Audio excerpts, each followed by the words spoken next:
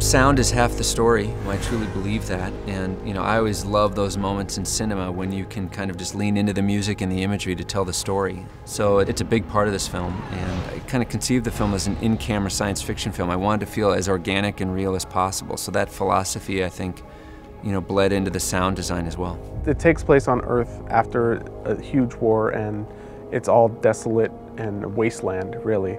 So not a lot of insects or birds or anything like that, mostly just winds and some water, and that's about it. So very kind of sparse.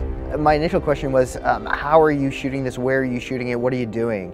And they said, we're going to Iceland, we're going to Louisiana, we're going to June Lake, we're going to some great locations to really bring a unique look to the environment, some stark emptiness and some lush, beautiful environments. That's one of the great things about Oblivion, is that because it's located in such desolation and there's not a lot of life around, we were able to go quiet and just have ambiances and rains and winds. But when the action kicks up, we have a place to go. And that's what makes it really dynamic, is the fact that we are able to get so low and so quiet, but then again, getting really big. It's a good payoff.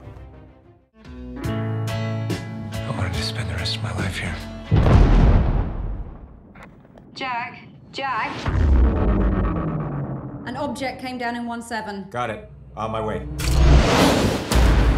60 years ago, Earth was attacked. We won the war, but they destroyed half the planet. Everyone's been evacuated. Nothing human remains. Our job is security and drone maintenance. We're the mop-up crew. 2 more weeks, Jack, and we can leave and join the others.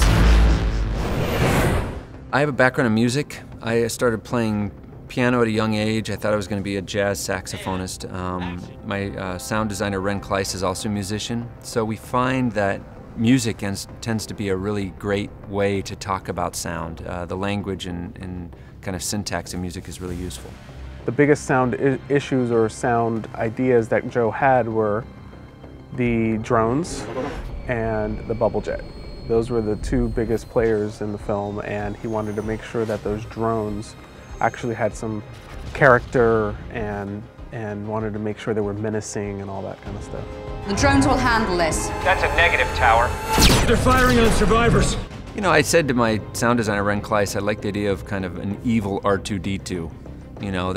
They kind of communicate in a language that's much more tonal and electronic, but has some force and menace behind it. So it was fun to kind of figure out what that language was.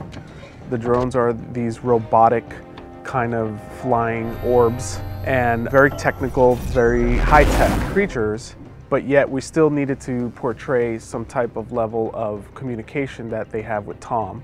Developing that language, I'd seen some stuff with voice encryption and encoding that I loved that sound, so we did a lot of research on that, scramblers and stuff, and to come up with a very unique language or dialect.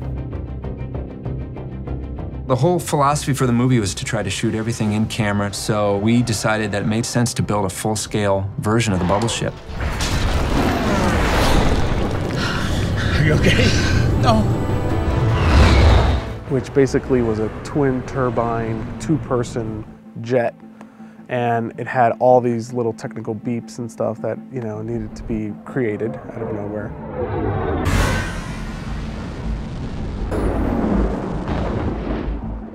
And then also at the Sky Tower, there was a giant iPad console, and trying to make sounds for all the beeps and all that telemetry in there was pretty hard to do. This is Jack Harper. I'm good to go. Joe is one of those directors that not only likes to have fun while he's doing it, but is really curious about all the technology that we're using and wants to know how we can maximize it. So he encourages us to reach out and to experiment with things and then explain it to him. What are we doing and why are we trying it? Because that will actually spark new ideas that he'll come up with, and he'll give us ideas that we hadn't even thought of. This movie, the amount of sound design in science fiction, especially in this movie, is just tremendous. So we spend months kind of going back and forth, talking it through. You know, we do spotting sessions where we go through the cut, and in every scene, just kind of I talk through my ideas, and then they go back, come up with a couple of options. We trade ideas back and forth.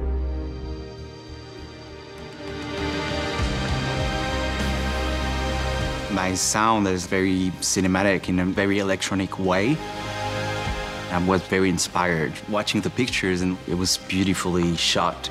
When you first see Tom Cruise riding his motorcycle in this beautiful landscape, there's something very epic but very emotional at the same time. It's a collaboration between Joe Kosinski, Joe Trapanese, and myself. Anthony has such a brilliant body of work behind them that has inspired me. So to learn from him, as he's learning from me about film scoring, it really is a dream come true. I've been listening to M83's music when I wrote the first treatment 8 years ago. So they were always connected with this story in my mind creatively.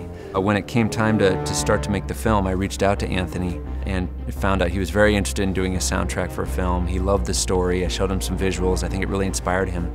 And then he went on tour for his album, and every night on the tour bus, after he was done with the show, he would write one sketch musical piece on his laptop and send it to me. So we had like 24 musical sketches after his tour was over, and that kind of served as a starting point. You know, I would listen to the sketch and like assign a scene to it, and we'd start to kind of construct the score kind of bit by bit. And then Joe came in, who's an orchestrator but also a great composer, and brought his expertise in, and together they really kind of gelled and clicked, and we figured out the right, you know, kind of sound for the movie. Brian Lawson, our music editor, brought us a lot of splits for all this, which was great really for working in Atmos. Well, I was really intrigued by it, the notion of kind of speakers on the ceiling, multiple channels around the room, full range speakers in the surrounds, because for me what it did to the music, particularly allowing you to separate all the instrumentation out, it has a crispness and a clarity that's really awesome. With sound effects, it places you in I think, in a far more immersive environment where things literally are flying by you and you can feel the greater resolution in the movement around you. There are a lot of moments where Atmos is being really taken advantage of. Of course, all the big moments and all the big fly-arounds and the bubble jets and drones flying all over the place, but also on small things like that. Rain falling on canopies in their sky tower, we were able to put that on the roof and stuff. The ceiling array is what I think is probably the most unique for an audience. You literally have sounds coming from above you. So whether it's the bubble ship flying around you, it can be done in such a smooth, continuous way, or sound effects if you're trying to create an environmental effect. We've got to figure out ways to get people to continue going to the movies, and Dolby Atmos now is a format that you can only experience theatrically, and that's exciting.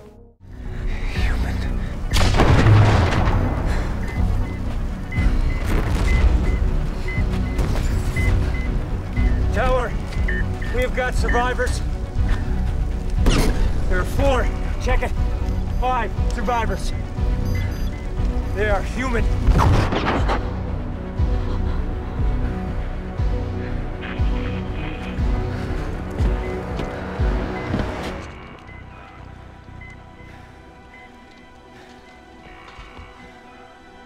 It truly was an effective team with all of us, with Ren, Gwen, Juan, Joe, Steve Gobb, all of us all together. And I think it shows in the mix. It's great. This movie has a little bit of everything. It has action, but it's also a thriller, a mystery. There are moments in this film where I wanted to be very, very quiet. And then obviously there are moments where things get pretty intense. It's a very dynamic mix. TRON was kind of driving all the way through. This movie has a lot more dynamic range, and that was kind of fun to play with.